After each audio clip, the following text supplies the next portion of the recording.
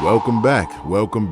ODHtv, Season 3 of BMF, Episode 5, called The Battle of Techwood. Let's get right into it. So we start off another episode in the Platinum Palace with Loco talking to Meech and explaining to him how happy he is about how fast they moved that weight back in Detroit. And Meech is explaining that, listen, it's me and my brother, wasn't me by myself. Loco finally extends a hand to Terry, ensuring the trust, and then Meech tells him that they're planning on expanding, so they're going to need more weight. But real quick, I'm going to ask you not to forget to hit that like button, hit that subscribe button, because it's free. And if it's free, it's for me. Also, stick around to the end. You might see something you like. Stax comes in trying to hide his treachery, giving everybody love and telling Meech he has his back for life. Stax tells Meech Remy's in the club. And as you can guess, you know exactly what happens next. Does Remy just come to the club to get socked out? Meech should just show up to the club with hand wraps and boxing gloves. A dude that's supposed to be as much as a player in the game as Meech and running Techwood projects, you don't take no precautions?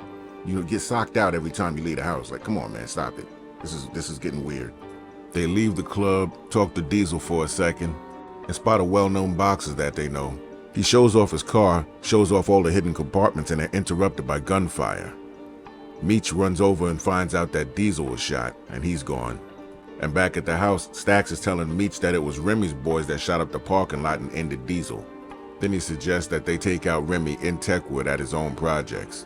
The whole crew, including Terry, and including all of us watching, knows that this is a bad idea. We all know it's a setup, but Meech is adamant, saying we have to demonstrate. That's right. Let's get these. Some people say they don't like 2 Chainz in this role. I think he's one of the best characters in this season so far. So Charles, in another attempt to get his wife back, meets up with Sister Riley from the old church to ask her if she'll help him finish the song that he wrote for Lucille. She says yes, and while Charles is thanking her, she touches his hand. Lucille's cousin Estelle sees this, runs out of the diner to go report this to Lucille. Bryant, who was arrested last episode, is now getting released from holding. He asks the officer, where's my car? The officer says it's in the impound, but we got a ride waiting for you outside. Of course, Bryant is very suspicious. Bryant, in my opinion, is the best character on BMF, but let's move on. The guys driving Bryant to who knows where are telling him that Henrietta's waiting for him. So of course, Bryant is like, nah, I gotta get out of here. Bryant asks the guy if he minds if he smokes because he wants to get to that lighter so he can defend himself because he doesn't have any weapons on him. He pushes that lighter in, unhooks that seatbelt, and it's go time. He burns the guy with the lighter, takes his knife, pokes him up, punches the other guy, jumps out the car, all while never losing that cigarette. Back at the house, Meech is telling Rip that you could be down with us, but you're going to be down with us with the music. We don't want you to get hurt out there, while also handling concerns that Terry has about Stax. The guy that owned the ambulance that was used during the shipment heist told the detectives that he let somebody named Henry use it, which we know is Henrietta. Which leads us to unnecessary scene number 1. The guys that were supposed to murk Bryant come back to Henrietta's complex to report. Henrietta gets upset and says, since you can't handle him, I need to see what you got. So remember, he was stabbed by Bryant. He also doesn't want to fight her because he says, I don't want to fight a girl.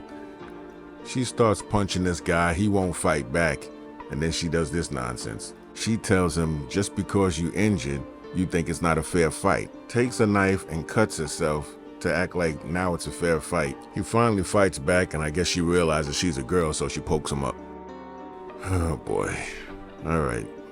Back at the Flannery house, Lucille's new pastor is asking her to become the assistant pastor, being that she brought in so many donations and volunteers at the church. She also tells Lucille she can't pay her enough to let her quit her job at Wendy's. You know the Wendy's Corporation paid big bucks to be in this show. Which brings us to unnecessary scene number 2. Now I'm with a good love scene just as much as the next person, but even for me, this is like, come on man, over the top. She does a whole dance routine that I think just lasted way too long. Doesn't really advance the story, but I mean, all right, whatever. Estelle finally gets to Lucille's house and tells her that Charles was holding hands with a woman in the diner and she's got to get out of there and she can go get with the doctor now. Charles gets home and Lucille is waiting there for him with a bat. He tells her, nah, you got it all wrong, sings a stupid song to her, and she takes him upstairs to give him some. At the house, Angel is about to go to work, and then Tina comes in, and we find out that all this time that Meech had Tina watching Stax, and she tells him, yeah, he's trying to play us, and it was the MKs that shot up the Platinum Palace parking lot, not Remy. Meech, finally realizing it was going to be an ambush, says he has a plan. He wants to meet up with Remy and call a ceasefire while they both go up against the MKs. And he gets Angel to get her dancer friends to get this message to Remy. Now, Bryant goes to see his son in juvie detention and finds out he's been getting beat up because Henrietta's pulled the protection. Kevin tells him that the guys that were protecting him are now hurting him. And he also finds out that there was some cheek busting going on. Bryant again promises to get him out of there, but this time the son is like, yeah, all right. Bryant promises to get his son out of there again, and the son is looking at him this time like, yeah, I don't think so.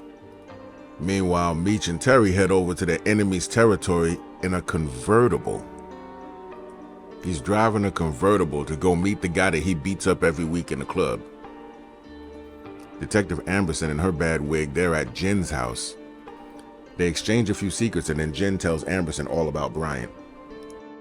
At the same time, Meech is meeting with Remy, and the Marvel team-up is not going too well. At the same time, the two detectives decide to start singing karaoke. There's a knock at the door, and it's Bryant. Bryant wants Jen's help because of what happened to Kevin. Before he could finish his statement, Henrietta and her crew start shooting through the window. They must have been following Bryant. Simultaneously, Stax, Glock, and the MKs show up to the Meech and Remy meeting at Techwood. This is a very long gun battle, so I'm going to give you the highlights. Little kid comes in with a weapon where Remy is hiding and says, I'm down. Reminds me of that scene in that movie Rosewood. Come on, big baby, get. I can shoot Sylvester. Big baby gonna shoot. And gets himself shot. Well, this one is no different.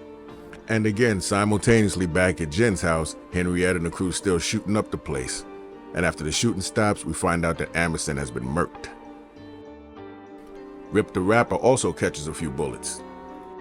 And while he's dying, Meech tells him, we still gonna put your mixtape out. Terry picks up a weapon, fires off a few rounds. I actually thought Terry was gonna catch a body. What was I thinking? Sterl and the PA boys show up to give them more support, and they're able to get out of there. Glock tells Stax he did good, but not good enough, and makes him do the bullet dance.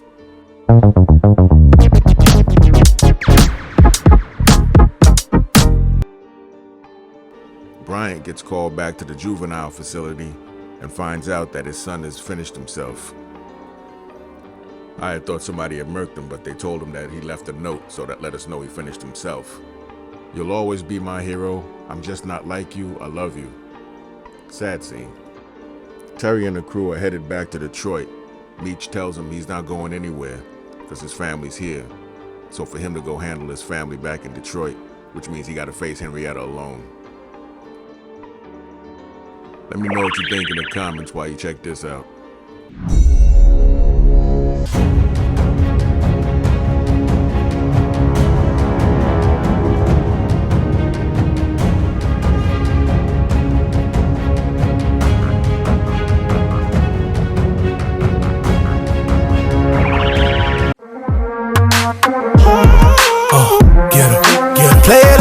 I mean, games that you playing, I seen. The chance that I'm taking, I mean, these things that I'm saying, I'm sorry.